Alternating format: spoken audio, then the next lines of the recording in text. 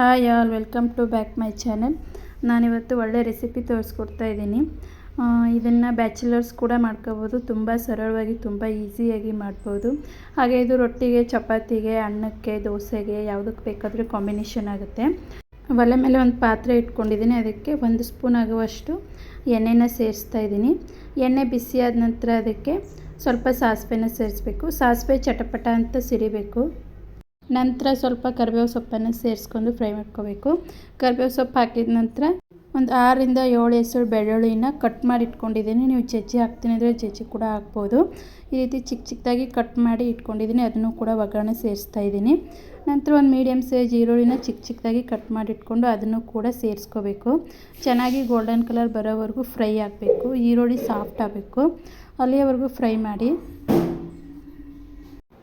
ಇದನ್ನು ಸಡನ್ನಾಗಿ ನೀವು ಏನು ತರಕಾರಿ ಇಲ್ಲಪ್ಪ ಏನು ಮಾಡೋದು ಅಂತ ಯೋಚನೆ ಮಾಡಬೇಕಾದ್ರೆ ಈ ರೀತಿ ಯೋಚನೆ ಮಾಡ್ಕೊಂಡು ತಿಂದರೆ ಬಹಳ ಬೇಗನೆ ಆಗುತ್ತೆ. ಹಾಗೆ ತುಂಬ ಚೆನ್ನಾಗೂ ಕೂಡ ಇರುತ್ತೆ. ನೀವೇನು ನನ್ನ ಚಾನಲ್ನ ಸಬ್ಸ್ಕ್ರೈಬ್ ಮಾಡ್ಕೊಂಡಿಲ್ಲ ಅಂದರೆ ಒಂದು ಸಲ ಹೋಗಿ ಸಬ್ಸ್ಕ್ರೈಬ್ ಮಾಡ್ಕೊಳ್ಳಿ.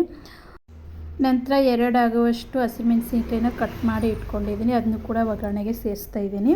ನಿಮಗೆ ಖಾರಕ್ಕೆ ಎಷ್ಟು ಬೇಕೋ ಅಷ್ಟು ನೋಡಿ ಹಸಿಮೆಣಸಿನ್ಕಾಯಿನ ಸೇರಿಸ್ಕೊಳ್ಳಿ.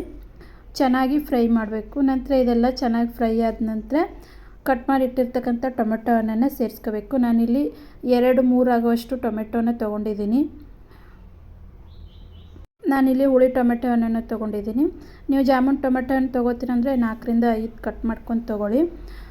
ಟೊಮೆಟೊ ಹಣ್ಣನ್ನು ಎಲ್ಲ ಸೇರಿಸಿ ಚೆನ್ನಾಗಿ ಫ್ರೈ ಮಾಡ್ಕೋಬೇಕು. ಟೊಮೆಟೊ ಹಣ್ಣು ಪೂರ್ತಿ ಸಾಫ್ಟ್ ಆಗಬೇಕು. ನೋಡ್ತಾ ಇರ್ಬೋದು, ನಾನು ಮಾಡ್ತಾಯಿದ್ದೀನಿ. ಟೊಮೆಟೊನ ಪೂರ್ತಿ ಸಾಫ್ಟ್ ಆಗೋವರೆಗೂ ಫ್ರೈ ಮಾಡಿ. ನಂತರ ಮೇಲ್ಗಡೆ ಸ್ವಲ್ಪ ಉಪ್ಪನ್ನು ಸೇರಿಸ್ಕೋಬೇಕು. ಉಪ್ಪು ಸೇರಿಸಿದ್ರೆ ಬೇಗನೆ ಟೊಮೆಟೊ ಹಣ್ಣು ಮತ್ತು ಈರುಳ್ಳಿ ಎಲ್ಲ ಸಾಫ್ಟ್ ಆಗಿಬಿಡುತ್ತೆ. ರುಚಿಗೆ ಎಷ್ಟು ಬೇಕೋ ಅಷ್ಟು ನೋಡಿ ಉಪ್ಪನ್ನು ಸೇರಿಸ್ಕೊಳ್ಳಿ. ನೋಡ್ತಾ ಇರ್ಬೋದು ನೀವಿಲ್ಲಿ ಟೊಮೆಟೊ ಹಣ್ಣು ಸಾಫ್ಟಾಗಿದೆ. ಸ್ವಲ್ಪ ಅರಿಶಿನ ಪುಡಿನ ಸೇರಿಸ್ಕೋಬೇಕು. ಅರಿಶಿನ ಪುಡಿ ಸೇರಿಸಿದ ನಂತರ ಸ್ವಲ್ಪ ಜೀರಿಗೆ ಪುಡಿನ ಸೇರಿಸಿ. ನಂತರ ಸ್ವಲ್ಪ ಖಾರಕ್ಕೆ ಎಷ್ಟು ಬೇಕೋ ಅಷ್ಟು ನೋಡಿ ಚಿಲ್ಲಿ ಪೌಡರ್ನ ಸೇರಿಸ್ಕೊಳ್ಳಿ.